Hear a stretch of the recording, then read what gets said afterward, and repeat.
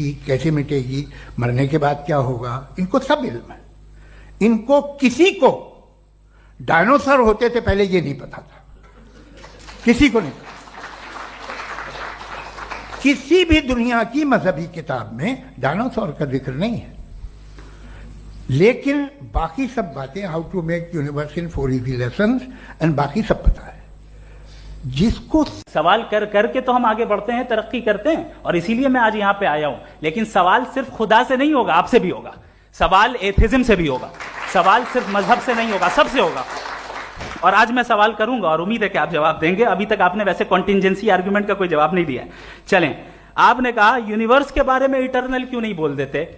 ये चूंकि logically possible ही नहीं है कि यूनिवर्स इटर्नल हो। यूनिवर्स एक कॉन्टिंजेंट चीज है जो टाइम एंड स्पेस के पाबंद है, टाइम एंड स्पेस से बाउंड है। जो टाइम एंड स्पेस से बाउंड होगा वो कॉन्टिंजेंट होगा, जो कॉन्टिंजेंट होगा वो उसकी बिगिनिंग हुई होगी, जिसकी बिगिनिंग हुई होगी वो इटर्नल नहीं हो सकता। ये तो कॉमन सी बात है। आपने कहा कि किसी मजहबी किताब में डायनासोर का जिक्र नहीं है। अफसोस कि आज तक किसी मैथमेटिक्स की किताब में मुझे डायनासोर का जिक्र नहीं मिला। लोग तय करेंगे, लोग तय करेंगे। अगर लोगों ने यह तय किया कि किसी का रेप करना सही है, आप जस्टिफाई करेंगे? आपका फाउंडेशन तो ये हो गया ना कि लोग ही विल डिसाइड करेंगे। नहीं। अरे दुनिया में ऐसे ग्रुप्स हैं जो रेप को जायज मानते हैं सर्टेन हालात में। मैं डिटेल में नहीं जानूंगा, आप भी जानते हैं। ये जो आईसिस वाले थे जिन्होंने क्या किया था, तो उन्होंने क्या किया उसका खुदा से कोई ताल्लुक नहीं है सर। मैंने सिंपल सवाल किया कि ईविल को आप डिफाइन करते कैसे हैं। आइए वापस आइए जी। आप साथ में तभी रह सकते हैं जब कुछ आप ऐसे उसूल डेवलप करें जिसमें हर एक का बेसिक तहफ़्फ़ुज़, हर एक का बेसिक राइट हो और हर एक को कोई आराम मिले।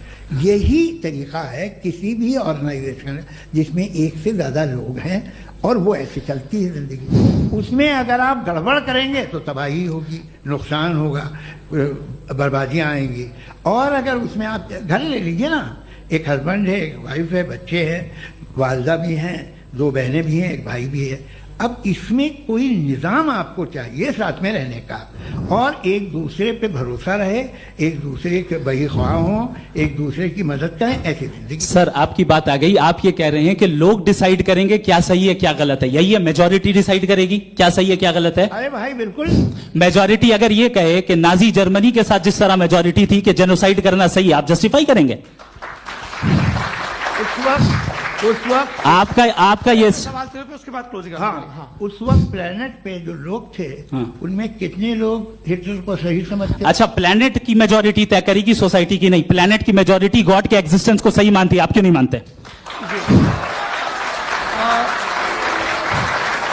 ये हेलो जो इन्होंने बार बार रिपीट किया, ये ऑब्जेक्टिव है, सब्जेक्टिव नहीं है। अगर आप कहते हैं ये सब्जेक्टिव है तो मेरा सवाल आपसे ये है, क्या सोशल कंसेंसस के जरिए अगर जुल्म को सही करार दे दिया जाएगा तो आप जुल्म को जस्टिफाई करेंगे?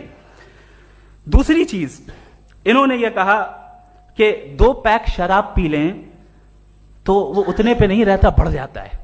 यही मामला मजहब के साथ है। 2 पैक आप पी लें बढ़ेगा।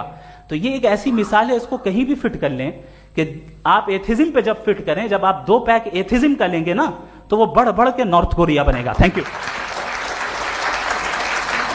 वक्त तय हुआ था, ये वक्त पूरा हुआ। आपने इतने धैर्यपूर्वक सुना, मैं आप सबका बहुत बहुत शुक्रगुजार हूं। यदि इन दोनों विद्वानों की इच्छा होगी तो कभी हम इस बातचीत का राउंड 2, राउंड 3, यही तो देखिए खूबी है इंसान की कि बहस मुबाहसे में वो पड़ा रहता है। आप लोगों ने बड़े धैर्य का परिचय दिया, बहुत बहुत शुक्रिया। इसी के साथ ये बातचीत आप लोगों को मैं एक बात बता दूं, ये सारी बहस हो गई। अब मुफ्ती साहब और बड़े मुफ्ती साहब इन साथ के साथ मैं खाना खाने वाला हूं। अच्छा।